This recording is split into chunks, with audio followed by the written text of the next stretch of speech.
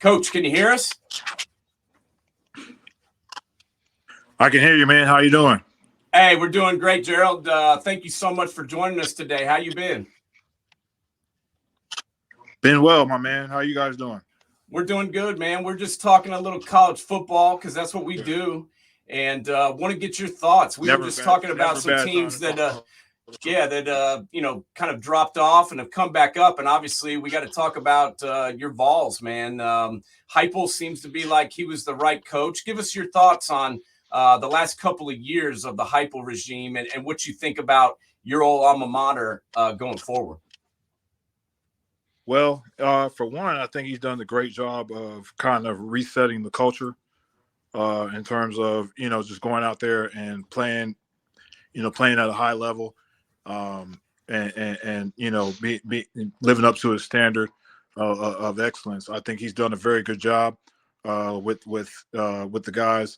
Obviously this past year was maybe a little bit of a down year in terms of, what we had saw the year before. But I think he's done a really great job. Now, I want to kind of talk about your recruitment because honestly, when Nate said you were coming on the show, I remember looking in back when Rivals was Rivals and, Scout and watching your recruitment. It seems like I was kind of chuckling, like it felt like yesterday you were getting recruited to Tennessee because everybody was on you. Since your father played football, was there the pressure? I mean, he went to Arizona State. Was there pressure there and to go to your father's alma mater? And what was that process like for you going through that? Granted, now it's completely a different environment at all, but what was it like for you during that whole time period? Honestly, there was no pressure. My dad was probably, compared to what you hear about from other parents and, how everybody kind of responds to recruiting today, my dad was about, I can honestly say he was perfect during the recruiting process. He never put any pressure on me to do anything that I didn't want to do. He obviously he would have loved to see me go to his alma mater. I definitely took a couple of visits out there and seriously considered it. But he wanted me to do what was best for me and what I felt what was, in my heart was the best place to go.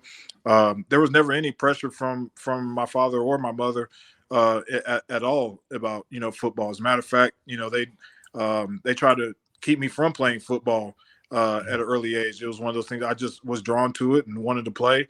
So, when it came time for the recruiting process, it was really just about what I wanted to do and where I felt most at home. What drew you to Tennessee? Okay, so the true story is that I was getting recruited. My top three schools were Miami, LSU, and Tennessee. Miami was really the school that I wanted to go to, but Butch Davis left and took the Browns job. Actually, even before that, Florida was the place where I really wanted to go because I love Steve Spurrier. I love what he did. Fred Taylor was one of my favorite running backs in college. And I wanted to kind of, see if I could duplicate that kind of, the production that Fred Taylor was able to do. So I really wanted to go to Florida. And then, like I said, Spurrier left, went to Washington. Then the next year, Butch went to Cleveland. And then Saban was at LSU. Mm-hmm. And I really fell in love with Nick and, everything that he was all about. But at the last minute, there were some words out there that he possibly may leave and take a pro job. And, I've been around football, my entire life. So I knew what being around a coaching change was like. And I didn't want to have any parts of that. So Tennessee was the next school on the list. And, I did have a good relationship with Coach Fulmer, and obviously just being an hour and a half up the road from Chattanooga, it was a good place for me to be. Obviously close enough for my parents to get to, and knew a lot of the students that were there because I went to high school with a lot of people, and it felt like a second home. So that's how I ended up at Tennessee. Nice. Well, let's stay right there since you brought it up. Guy recruited you at LSU, and then went to the NFL, and then came back to Alabama. And I thought he would do a good job there, but I had no idea that he would, blow that up like he did. I mean, talk to me about, Nick Saban at Alabama since he just retired. What did you think about, the job that he did there? Were you surprised at all about the amount of success that he had? And what do you think, will be remembered about his legacy the most? No, I was not surprised at all. As a matter of fact, I was one of those guys that felt like he should have never left LSU. If he would have stayed at LSU, they would have been what Alabama ended up being. You know what I mean? He really had, he had the pulse of what it took to be a championship program, and he just understood everything that it took, and sorry, bad thing for LSU. He ended up taking off, but in Alabama ended up reaping up the rewards, and he learned a lot of lessons being at the pro level, kind of what he wanted to do versus what he didn't want to do. And for him coming back to college and having that experience, being because like I said, that wasn't his first time in the NFL, but just kind of understanding what the times required in terms of the kind of athletes that you were dealing with, the times in terms of just how guys looked at college football. He just kind of he had a I don't know how else to really say it. He just really had the pulse of it, and he had a storybook career. You know what I mean? Legendary career. Probably one we won't see, at least probably in our lifetime again. No. I'd be really surprised if we saw somebody else duplicate that in our lifetime. But he was one of those guys that he just knows football. He knows football, and he understands how to get the most out of you. And it was for my own recruitment, it was really hard to turn him down, just simply because he always had a plan for everything that he wanted to do. He never did anything by the seat of his pants. A lot of coaches in the college realm these days, they just recruit guys, and even back then they recruited guys just to say, hey, look, we want to get the best players, but for every he had a plan for every player that he wanted to recruit. And he had a plan for me, and and pretty much every other guy he recruited. So I wasn't surprised that he had the kind of success that he did. Going back, after you left Red Bank and going to Tennessee, when did you have that like light bulb moment that I'm no longer in Red Bank anymore, and that holy crap, the competition's a whole lot better in college? Like, we've had people come on and talk about an offensive lineman talk about how he got rocked in practice one day, or certain events in practice. When was that red light like, holy crap, this is a big step up? Well, quite honestly, like my dad having played in the NFL, and I grew up kind of in that atmosphere, being at NFL practices, and seeing what the competition was like, and seeing just kind of what the standard was in terms of playing high level football. I already knew when I got to Tennessee, because that it was going to be that way. That was one of the reasons Tennessee was on my list of schools, because they were, one of the top schools in the country, and they had an opportunity to compete for a national championship. So I knew what I was getting into. But I guess my first real, welcome to college moment was I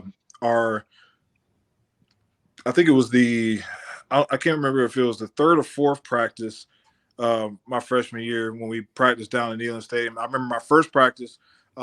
Crazy story was we started out the day with goal line. Warmed up, and we went in the goal line, and the offense had 4 plays to score. And I remember Coach Former said, "Hey, one's up," and then I remember him saying, "Hey, Riggs, get in," right? And I was like, "Holy crap, man!" Like, okay, like, all right, let's go. Make something happen. And yeah, I mean, I remember getting in the first 2 times. Third time I got stopped, and then the 4th time I got in again. So I remember the defense was a little upset about that. And then we had a practice down in Neyland Stadium. I think it was the 3rd or 4th practice, and we had another red zone drill, and just so happened I was, you get excited sometimes, and you just kind of, sometimes things kind of just your mind kind of goes somewhere else. I remember I stepped the wrong way. I got the ball, and Kevin Burnett absolutely just destroyed me. Hit me, smacked me dead in the mouth, and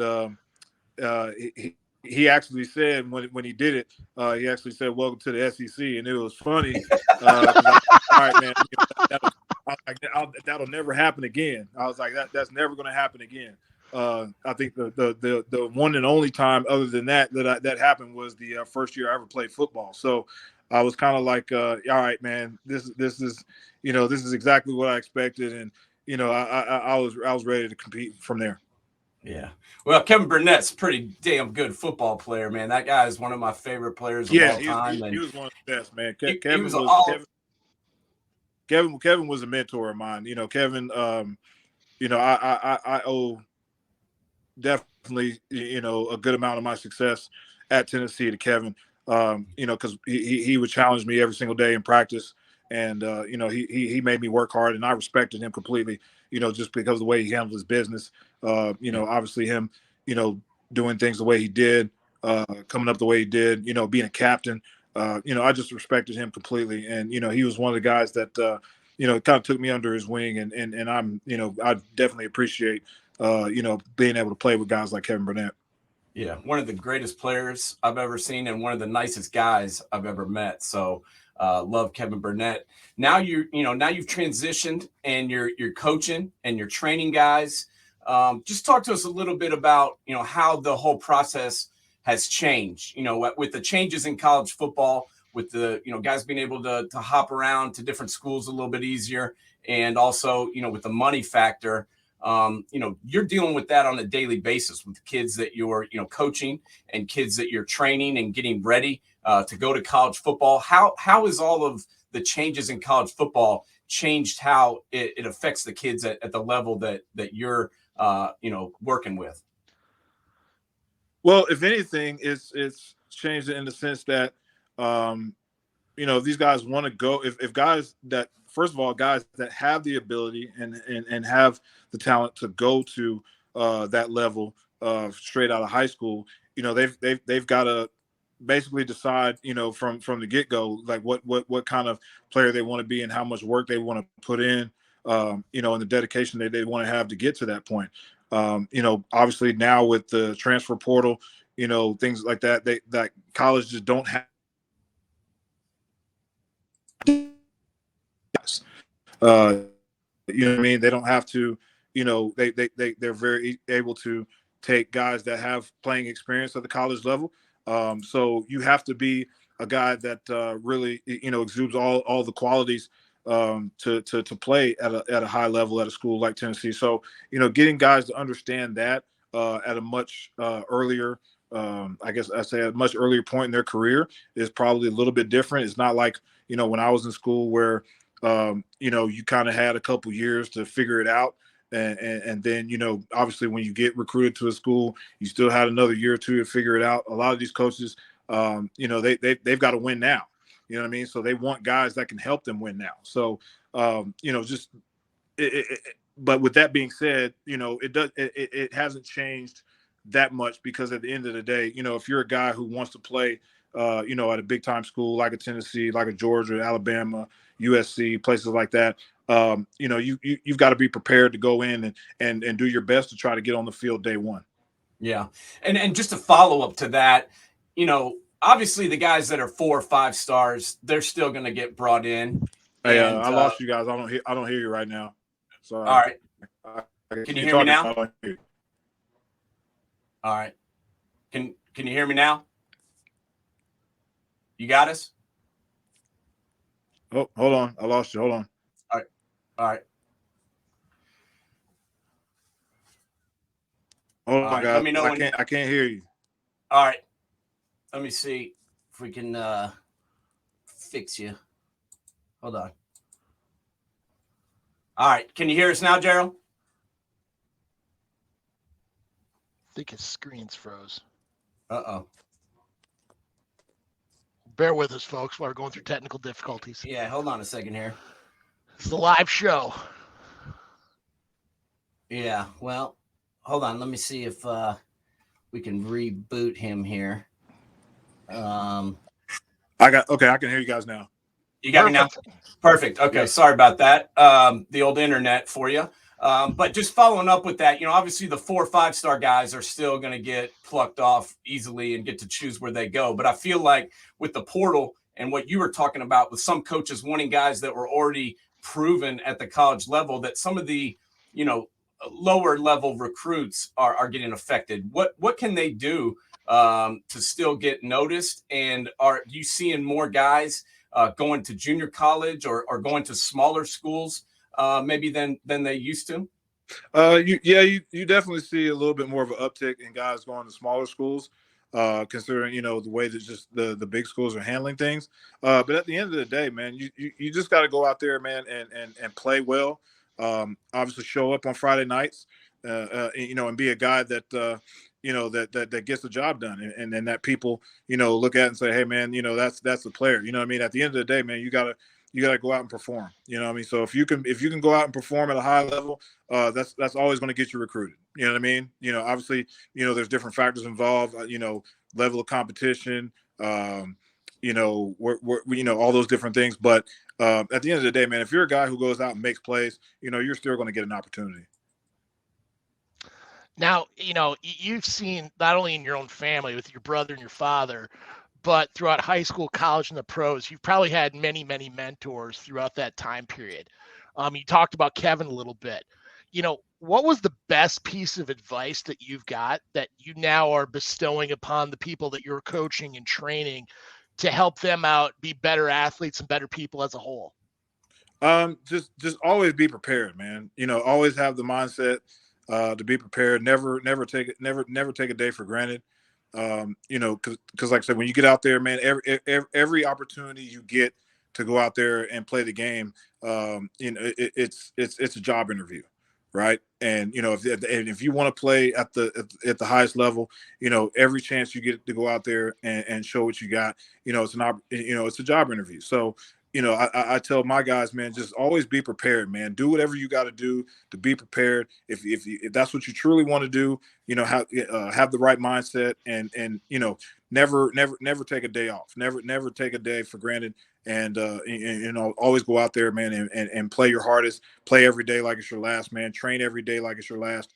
And just do everything you possibly can to give yourself every opportunity to fulfill your goals.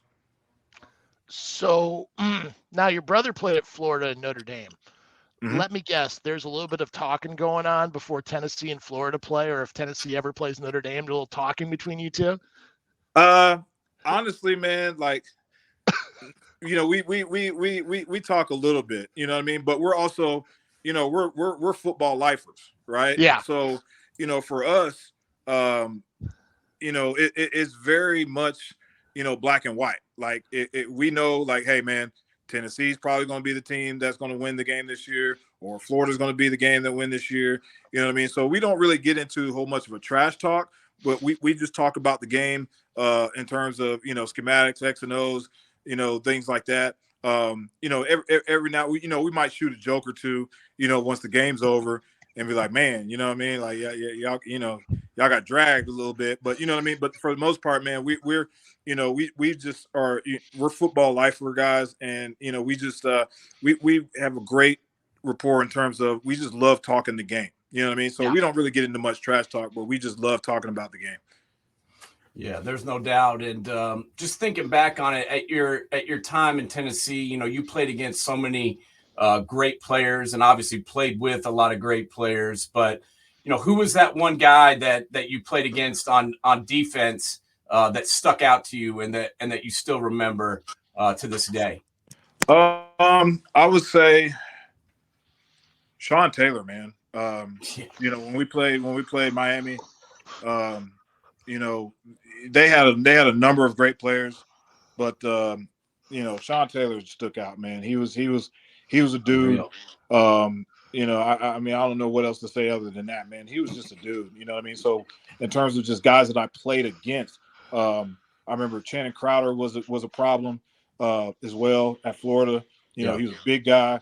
He wasn't exceptionally fast, but once he got his hands on you, man, it was hard to get away from him. But for the most part, man, he was just, those two probably the two guys that really stick out to me. Honestly, as soon as you brought Sean Taylor up, all I could think of when he rocked that punter in the Pro Bowl. I mean, yeah, that was unfair. That was completely unfair, man. But it was funny too. You know what I mean? Like, hey, look, you know, as a punter, like, look, hey, you got your chance to run the ball, man. You got you got to deal with, you know, what comes, man. And he got stroked, man. So it was, you know, it's part of it. He wasn't the only guy that got stroked by Sean Taylor. That's for damn No, sure. he definitely wasn't the only guy, but I think he's probably one of the guys that got it the worst. So yeah. it was definitely funny to watch. There's no doubt. Well, Coach, thank you so much for taking some of your time on a Sunday to spend with us and talk some ball, man. We really appreciate it. I've been a big fan of yours for a long time, and I really enjoyed getting to talk to you, and I appreciate you spending some time today just catching up and talking some ball, man. Yeah, no problem, man. Appreciate you guys having me on, man. And, you know, love what you guys do, man. Y'all got a great platform, man. Keep it going. All right, Gerald. Next time you get up to Knoxville, man, hit me up. Dinner's on me. So holler at me next time you're up here, man, and we'll get together and I'll take you out because I really appreciate you joining us today. All right. Will do, my man. Will do. All right, bud. All right. Good luck with everything, and we'll talk to you again soon, okay? Thank you.